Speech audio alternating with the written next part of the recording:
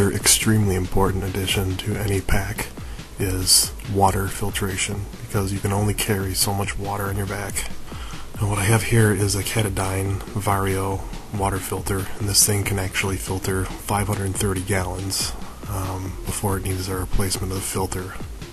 And it can do up to 2 quarts a minute, and it has a 0.3 micron filter.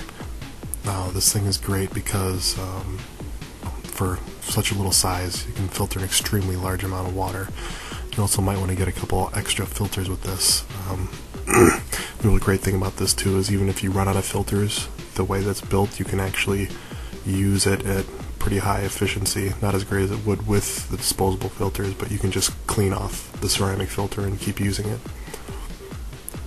Now these run for about 80 bucks, which is kind of expensive, but comparing all the features and the time that it lasts, this is definitely a better overall deal compared to small miniature bottle filters or tablets. It's going to last you a lot longer. Next I have here is a little pocket fisher pole.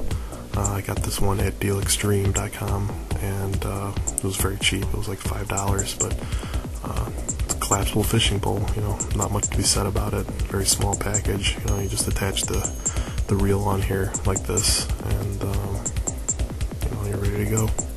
And of course, anytime you're going to be traveling long distances, you're going to want a compass, so at least you know which direction you're heading.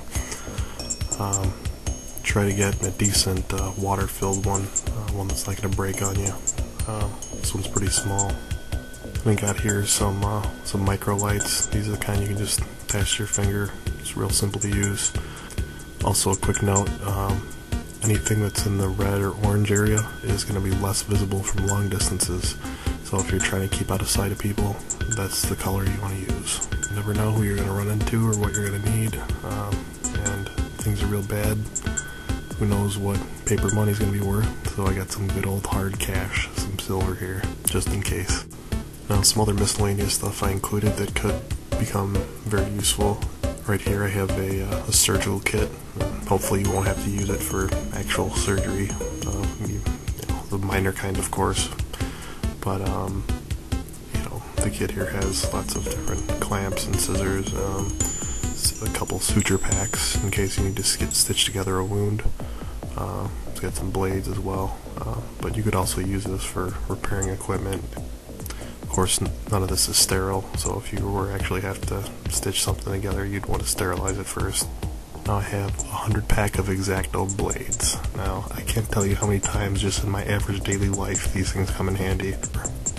Now, next here I have a stitching needle and some wax thread. This is going to be real important to you if you have problems with your strapping or your equipment, because you're going to need something like this to push through the heavy material to hold it together. This could also be good for your tent or your sleeping bag or any kind of other shelter that you might want to build, or even some kind of traps for animals. Next I have here a pair of, actually not a pair, it's a miniature monocular. This could be good for spotting animals or people that you might want to be staying away from. It's real small and light, and it has a 40 times magnification. Now, this thing I have here is an emergency survival blanket. Now, this is made of mylar, which has a thin sheet of aluminum in it, and this is gonna trap most of your body heat. It'd be really good if it gets freezing or below freezing all of a sudden and you weren't prepared for it. Now I have a bunch of crazy glue. You might wonder why I have this, but for more than the obvious purposes than fixing stuff, it could also be used to hold together wounds in an emergency situation to stop the bleeding. Now here I have a micro fiber towel, which will actually absorbs quite a bit for its size, and this is good for hygiene and also just staying dry. Next here is the baklava for your face, in case it gets a little too cold. You want to keep warm and you don't want to be losing your tip of your nose or anything, so this would be a good thing to have. Another thing that might be a real good idea to pack is a roll of duct tape, because that has 1,000,001 uses. I don't even have to go on about that. Now, some of the electronic stuff you might want to pack here. First on the list is a flashlight. This is the type that doesn't use batteries. It's the shake and power kind. Never gonna run out of batteries. Could be pretty useful. These are pretty good if you're gonna be out in the wilderness and you don't know how long you're gonna be stuck out there. A couple sets of GRS radios, and these are good if you have more than one person in your party. Stay connected and know what's going on with each other. If you get these, be sure to get the kind that have the earplug port so you can stay silent. These blue ones I got here for about $8, and these black ones here, they have a voice activation feature, so you really can use it hands-free. Next, I have this GPS, it's a Garmin GPS, and you can use this to mark different good hunting areas or fishing, water that's fresh, or areas you might just want to stay away from and just generally know where you're going. Also, this might come in handy if you have to, make a quick getaway and drop some of your equipment in one spot so you can come back later and get it. And if you notice here, I packed all of my electronics in watertight bags. Now, again, like I said, chances are you're going to at least get rained on, and a couple rains, all this stuff's going to be worthless, so you want to either put it in these water bags or some Ziploc bags just to make sure that it keeps working. Here I have some Midland dynamo radio. It actually powers by turning the dynamo crank on the side. It's got a weather radio. It also has a flashlight and different kind of electrical connections that you can use to charge other small devices. This is a real good all-in-one device to have, not only to know what's going on if you want to listen to the radio or just from general entertainment, but also to power up other small devices you might be carrying with you. Now in this bag I have two devices. The first one on top here is a media player, which is not only good for keeping yourself entertained, but this particular version I have has built-in solar panels.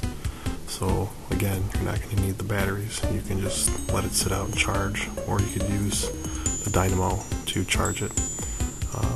Other than entertainment, this thing has an actual valid survival use, because what you can do is download thousands and thousands of manuals about survivalism and medical treatments and building different types of shelters and how to get food and all that, and put it on to this device. And it's like having a giant library in your pocket. What could be better than that is having unlimited amounts of information with you, even out in the wilderness. Because really, you can't know it all, and might as well just put it on either a little flash disk, or just put it on the built-in hard drive. Finally, I have here a shortwave radio. This one runs on batteries, but if you really needed to, you could wire it up to the dynamo and the Midland radio.